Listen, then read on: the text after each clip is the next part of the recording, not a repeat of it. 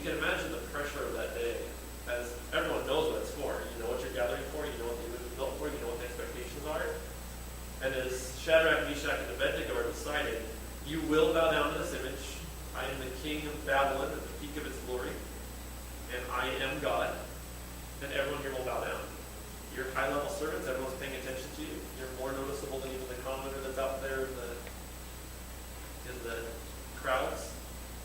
You know that it's going to come down to that moment of decision. And that pressure, and that stress, and probably fear that they felt going into it had to have been extreme. And when you think about it, it's easy for us to say, oh, as the phrases that have come out of some of the older style books on the topic, the three worthies. I've heard that talk. The three worthies just knew that God would be good to them. But realistically, there are probably people like us that build this faith belief in what God could do, and we're facing a moment about, am I going to cave or am I going to stand for what's right? And making that decision as the moment gets closer and closer. You've been in those situations. You know something's coming. And you know you have to be, and not knowing you're going to make that decision, it's just that dread each moment you get closer builds. I think that's more probable. When you think about it, as they're dragged away, getting ready to get tossed in the furnace, the heat's hitting them, how even though there's that resolve and the surety of it, that they don't stick to it, there had to have been just the residual fear. Fear of death. But as they're walking around in there, unscathed, as they see Jesus in that situation, as they come out and watch this transformation that has happened from people that looked from the outside seeing their stories, can you imagine how joyful that experience would then feel?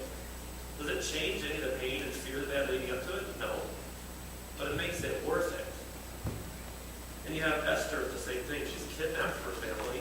She's forced to prepare for a night that she would dread and a life that she would dread. And yet she gets this opportunity to save everyone from the experience. Well, what is it that makes King Nebuchadnezzar, Babylon, or King Xerxes have this transformation where they'll reverse their own irreversible proclamations? Kings don't do that very often in those days, because that all-consuming power, they have to be seen as perfect. If you show weakness and show that you make mistakes, there's a risk of revolt.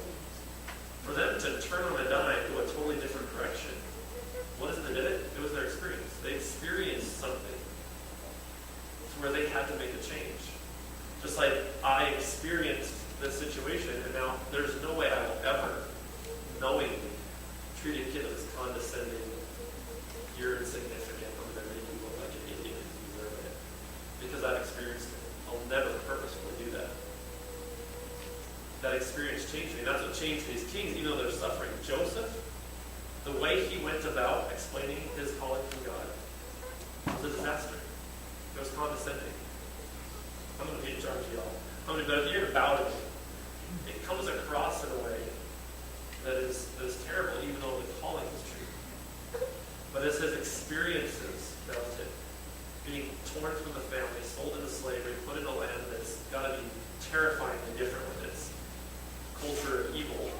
When you think about some sheltered Christian soul that's taken out and placed in a pagan culture, the way they worship God is a pagan dancing and culture and all that stuff, it had to have been traumatic at first. But those experiences led him to this understanding of what people are going through. The thing is that there's also a lot of evil characters in the Bible that had experiences like this. But rather than choosing to learn from it and be different, it just exacerbated the react later. They got more angry. They got more attacking. And they would make the mistake in bigger fashion. There's a number of times where a king of Israel or someone will be going through something. When this thing happens, they get more angry. Saul would be a good example of that. God anoints Saul, calls him to it. He's given us, he says, I shouldn't be chosen. I'm from the smallest tribe, the smallest person, I'm the youngest in my family. I'm not important. God chooses him anyway. And he's placed in a situation, he's so scared that when they announce him as king, he's hiding in the baggage. But rather than choosing that stress, that experience, but also that faith in God is something he's going to learn from. And he's going to be a great king, take care of the little guys like he was. He instead protects himself. He gets angry. He attacks people. He oppresses. He takes stuff for himself. Anybody that's below him that could be a threat, he's trying to put him out. And here's this lowest in his family, youngest of the family, person that shouldn't be anything David. He knows he's been chosen as the next king, but he hasn't been removed. And instead of saying, well, I've been through that, I know what this guy's feeling, I'm gonna support him, I'm gonna give him courage, I'm gonna mentor him. He tries over and over to kill him, to get rid of him. I think that's the thing, is that we have all these things that happen to us in life. And it seems like to most people, more and more often, they're not good things. More financial stress, more relational stress, more family stress. People are hitting points where depression is creeping in and all those things. And it's funny because I in the Walla Walla, Washington, those of you who know the area, one of our Adventist universities is there, and so it's got kind of this, we call it the Adventist ghetto. There's just so many such a concentration. It's been interesting as I go back there because there's a very strong reaction to politics right now in a lot of the people there. And so when I go there, I'll be with some of my friend groups, and I'll have one group that's going off on this thing about how, the Obama's trying to create a socialist regime that'll destroy churches and take it over, or he's trying to bring in the Arab terrorists, and then the other side says no, it's Republicans are trying to arm militias so they can do a civil war and take over and do the Sunday law because it's religious stuff. And then there's people, the zombie apocalypse and alien invasions and China and their gold takeover, and they own this much, they're going to cash out. And it gets to where there's so many theories of all these invasions. We've missed out on the fact what's really invading is just a darkness. Depression, anger, factionalism, all of those things are what's really invading, and those things are the ones that are held off by loving community. When people are splintering into groups that attack each other. Oh, you're supporting the terrorist president of ours? Oh, you're arming militias to try and restrict our freedoms? What? 2 years before, they're just friends that, banter about politics because I feel like we need to be more careful with real education. And now all of a sudden we've got these horrific threats of impending doom. Even if that was true, is that worth tearing apart community for? No. Parenting styles? Man, have I been through that one. Became a parent, and all of a sudden friends that were good friends of ours. Did you just let your kid do that? Do what? This wasn't even a significant issue that just happened. I'm not sure what you're talking about. This isn't significant to you? Oh. Well, I'll have to think about that. Maybe it should be, and I'll mend my ways. Yeah, you should, because that was just a really bad decision. Your child probably ended up in prison. Or a principal. Or a principal, which is like a prison. Oh, wait. Too many parents out here, shouldn't say. Why are any of those things worth splintering over? But if this person allows more than I do with their kids, this one is too strict with their kids, separation. I was at a Dear Souls church and spoke. And they had me over to their house for lunch after, in my first month here. And they said, so where do you live? And I said, South Salem. They said, wrong church. And I looked at them and was like, first of all, just to go back about 7 seconds, you actually asked me where I lived, not where I went to church. So I lived in South Salem. But, what? But the fact that these are here, for some, is worthy of tearing apart relationships. Why? In many cases, it's easy to go the other way and look at the other side and say, well, if those people have such an issue with this, then tear apart relationships. The thing is that if we've used our experiences to always say, what have I been that helps me understand people more, so I can be more loving, more respectful, more of a support to others? Can you imagine what the world would be like? I mean, it's really a phenomenal concept. And there's a specific story I'd like to end with here. It's in Luke chapter 7. It's a fairly famous story. Jesus has been touring around, and he gets invited by one of the Pharisees to have dinner with him. And he goes to the house, and there's a woman who has lived a sinful life in that town. learned that Jesus was eating at the Pharisee's house. So of course, for those of you that studied the Ellen White extras on that, she says that it's Mary Magdalene. And all it says here in the text is that she had lived a very sinful life. Well, she comes and she's pouring this perfume on Jesus' feet, wiping up their hair, kissing his feet. And the Pharisee who invited him says to himself in his mind, if this man were a prophet, he would know who's touching him, what kind of woman she is. She's a sinner. Condescension. Trying to see if it says it in here. So it talks about Simon. There's some thought out there due to other stories here that Simon, the Pharisee, had been a leper, and Jesus had saved him from it. If that really is this Simon, then here's somebody who had an experience where they had been outcast, unclean, separated out from society. Jesus had healed to him and had him come back and is doing this feast basically for him because of his healing. Now here's another outsider, and rather than having learned the lesson, taking that experience and saying, I'm going to breathe life into someone. This is since an outsider, Jesus has accepted him, I'm going to also. He has this thing, well, if he knew who she was, breaking relationships. It's not, that person's not worth it. I can look down on them because they're not like me. They made bad choices. Jesus answered him, Simon, I have something to tell you. Tell me, teacher, he said. 2 men owed money to a certain moneylender. One owed him 500 denarii, the other 50. Neither of them had the money to pay him back, so he canceled their debts. Now which of them will love him more? Simon replied, I suppose the one who had the bigger debt canceled. You have judged correctly, Jesus said. And he turned toward the woman and said to Simon, you see this woman? I came into your house. You did not give me any water for my feet, but she wet my feet with her tears and wiped them with her hair. You did not give me a kiss, but this woman, from the time I entered, has not been stopped kissing my feet.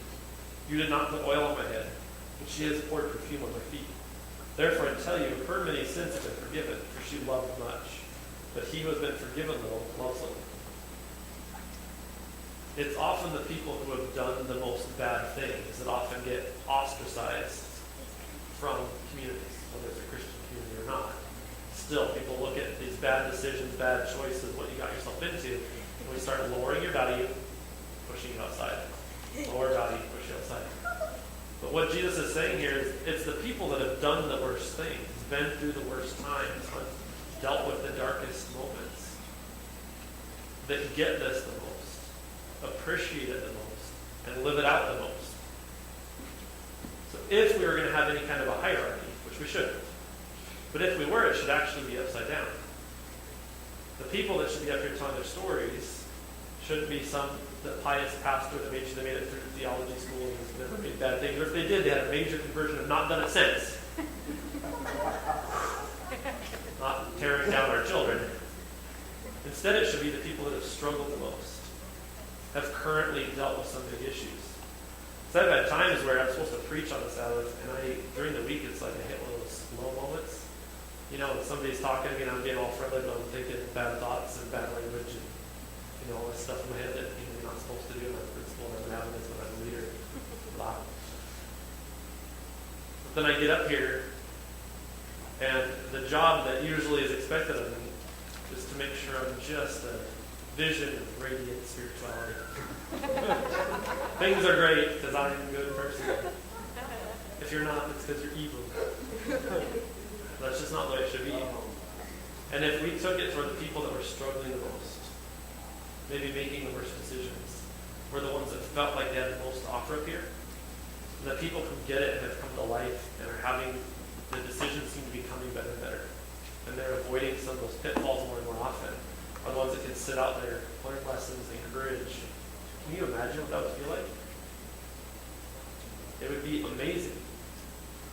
Can you imagine if when we actually, if we were going to, again, create a hierarchy, which we shouldn't, but if we were going to, if instead it was truly based on who's loving the most? So it's like, instead of the drum church, it's like, well, that church over there, they are the most loving of all of them. Kind of branching outside of our rules-based thing. So if you want to go to a liberal, loving church, then go do that. And again, I'm not saying liberals and we're letting, I'm just saying if we're going to create a hierarchy.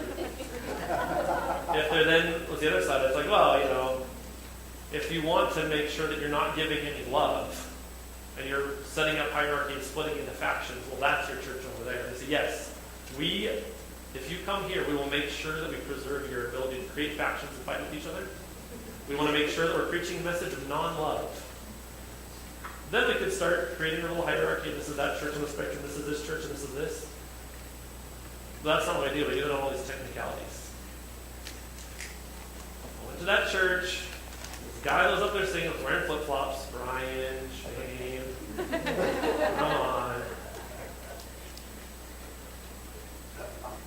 We have to take our experiences and turn them into something that lifts up other people. The rest of it doesn't matter. Jesus, over and over, even though he's a rabbi and there's all these expectations, it's not like he just showed up as some guy that defied the norm. He actually went through the training and became a rabbi. There's all these rules and expectations wrapped in what it means to be a rabbi. But then once he reached that, he then used it to point out how this isn't what matters. And he challenges it to go the other way. That is what we need to be doing day in, day out. And if every person that walked in here every day knew that it doesn't matter what perspective they have on politics, religion, spirituality, education, clothing, design, modesty, you're welcome here. And we're going to love you and we want to learn from you. People would be magnetized. But a lot of times we get wrapped up in our own stuff. Some places purposefully choose stuff and attack. Other places people are so busy they don't notice. Me driving by that guy the first time. It's just never had value to me. I'm not trying to be rude, it just doesn't have value.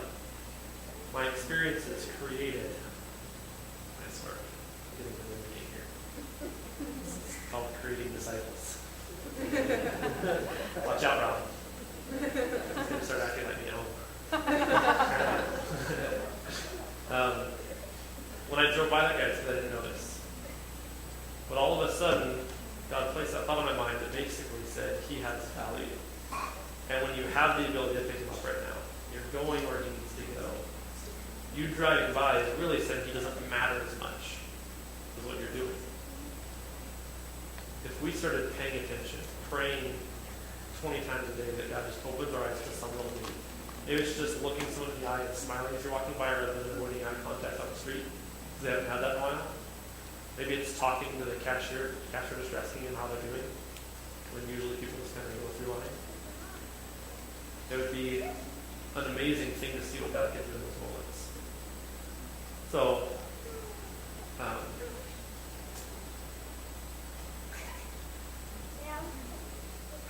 this story, to me, is a huge one. Because he's taking one of the most unclean people in society at the time, prostitutes and tax collectors, right, at the bottom. And he's sitting there with one of his tax collector disciples, letting a prostitute wash his feet and condemning the pastor. Saying, come on, open up. That's what life should be like. That's what churches should be like. That's what schools should be like. That's what church members and pastors and principals and teachers should be like. As we say, I don't care what you're like. I don't care what you've done. I care about you.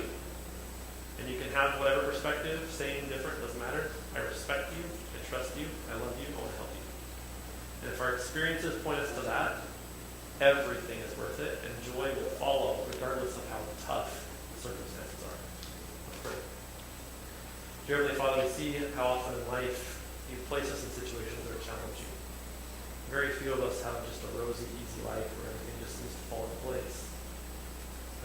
And as we go through those things, we can learn how we can then help others in those. It helps us get an understanding of what people are going through, what their needs are. It gives us that moment to develop character and courage and faith as we go through those hard times. Please help guide us to that rather than giving us any leeway to start our own thoughts that take us towards bitterness, frustration, and distance from it. We start taking those moments as excuses to treat people worse or to distance from what's right. Help us to become that type of a loving community that makes everyone truly look forward to every second they can spend together here. And that as people are walking around town, if they're just saying, wow, I've had a rough day, say, you have got to come try this out. That's the world you've created. And that's why you have thousands of people crammed around to hear you talk, to see what you could do. Please do that through us in a way that's miraculous. So a lot of times we're too thin to see it. Our emotions are thin and spread out. But we know that you can give us those insights. You can prompt our spirits. You can give us those reminders. So please do that. And I also pray that for anyone in this room that's dealing with a load on their shoulders that just feels too much to bear, that you join them in it. Give them a sense of peace and continually remind them every time that pressure, that stress rises up. Instead, give them that little thought in their head that says, this is developing into someone that can help others. Maybe that little bit will just help get them through those moments. So please guide us, please lead, and please turn us into people that truly model the type of love you have. In your name, amen.